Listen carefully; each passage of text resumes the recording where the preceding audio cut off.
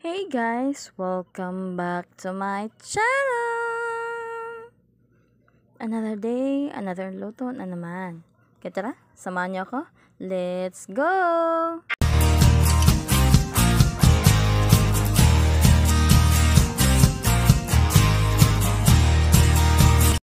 Before we start, I would like to thank all of my subscribers, viewers, silent viewers.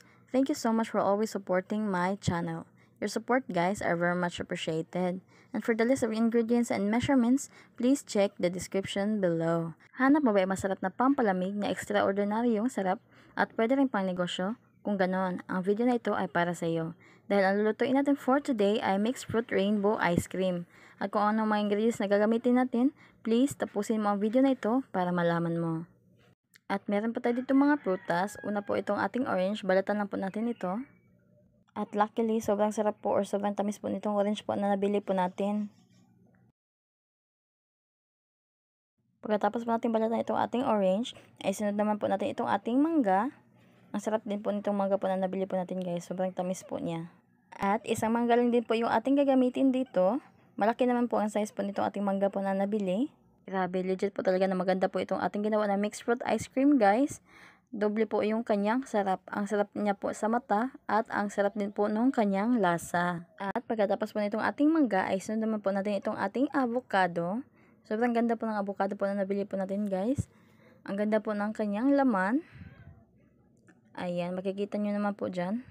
Tingnan naman guys, napakaganda po ng laman po nitong avocado po na nabili natin. At gagamit din po tayo dito ng pakwan. Ayan, bumili lang po ako ng isang slice guys. 20 pesos po ang bili ko po nito. At kunin lang po natin yung seeds bago po natin ito hiwain. At pagkatapos mo natin itong slice, ay isunod naman po natin itong ating dragon fruit. Itong dragon fruit po guys ay medyo mahal kasi po hindi po pa ngayon season po ng dragon fruit. Kaya medyo may kamahalan po talaga ito. Kaya ayan, bumili lang po tayo dito ng isang piraso. At balatan lang po natin ito. Sobrang sarap po talaga nitong ating gagawin po na ice cream guys. Sobrang excited na po talaga ako. Sa labas po ako dito naghihiwa po ng mga fruits po natin guys kasi sobrang init po sa loob. At yung mga bata po talaga ay talagang andito na. Akala po nila ay ngayon ko po ito ibibenta or ngayon po ito lulutuin. Ang sabi ko naman ay bukas pa po ito dahil ilagay pa ito sa ref para tumigas. Ayan, yung iba nga nagdala na po ng pera kasi gusto na daw po nilang bumili. Pero sabi ko naman bukas pa ito, kaya bumalik na lang kayo bukas. At ayan, magagamit din po pala tayo dito ng grapes. Kaya ito na po yung mga fruits po natin na ginawa. Ayan, gawin na po natin yung ating gatas. Ayan, naglagay lang po ako dito ng isang pack po or isang pouch po ng Nestle cream.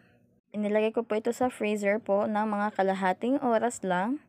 Kasi naubusan na po tayo ng time. At ayan, ihaluin na po natin ito until po medyo sticky po itong ating Nestle cream. At kaya ko po ako naglagay po ng ice dyan sa ilalim guys, para po hindi po ito madaling matunaw.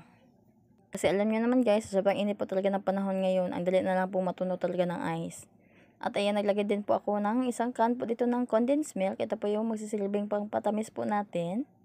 At ayan, haluin lang po natin ito. Grabe na nga ng init ngayon guys, pati na nga mga dam ay natutuyot na rin. Kaya ang sarap talagang palaging kumain po talaga ng malamig. At okay na po itong ating gatas. I-mix na po natin ito ng mabuti, kaya balikan na po natin itong ating mga prutas. Kung may blender po kayo guys, ay mas mabuti po blender po yung gamitin nyo. Pero ako wala po akong blender, kaya ito na lang po yung gagamitin ko. Unang-una po nating i-grind po dito ay ito pong ating pakwan. Okay lang po, kahit hindi po siya masyadong maging pino, okay lang po yan. At ito na po yung ating pakwan. Ayan, maglagay po tayo dito ng gatas. Yun pong minix po natin na gatas kanina. Ayan, haluluin na po ito ng mabuti. At maglalagay din po pala tayo dito ng food coloring na liquid para po ma-enhance po yung color po nitong ating mixture. At ayan, dapat po talaga ay 3 patak lang po yung ilagay. Kaso mukhang naparami po yung paglalagay ko guys. Pero okay lang din po yan. At ayan, inilagay ko nga pala dito sa paglalagyan po or plastic po ng ice water. Kasi hindi pa po siya matigas. Kaya pag tumigas po, saka ko na lang po ito i-assemble. Ayan. I-follow po natin yung kulay po ng rainbow. Kaya ang susunod po ng red ay itong orange. At ang sarap po itong orange po na nabili po natin guys.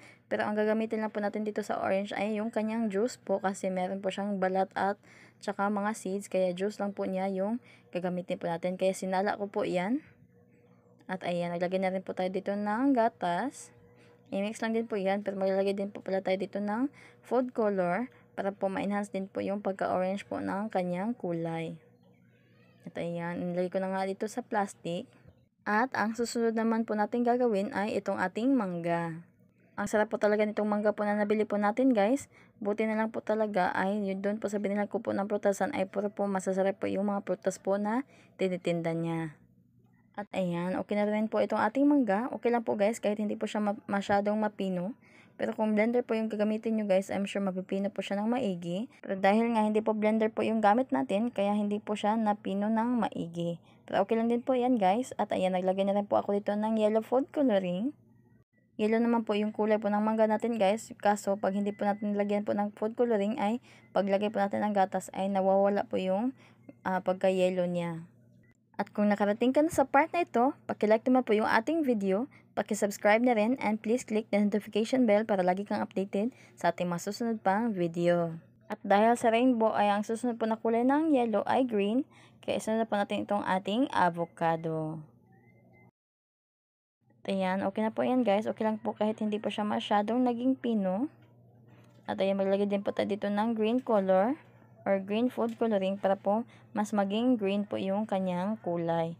At saka nakalimutan ko pala guys, maglagay pa tayo dito ng gatas. Naku, muntik ko na talaga itong makalimutan. Ganito talaga siguro guys pag tumatanda na tayo. At ayan, i-mix lang din po natin ito ng maigi. At dahil nga ang dami na nga bata po na nakapaligid po dito guys, kasi gusto na nga nilang bumili, kahit sinabihan ko na hindi pa ito ibebenta kasi papalamigin pa ito.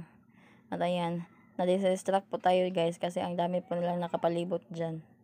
At ayan, isunod na rin po natin itong ating grapes.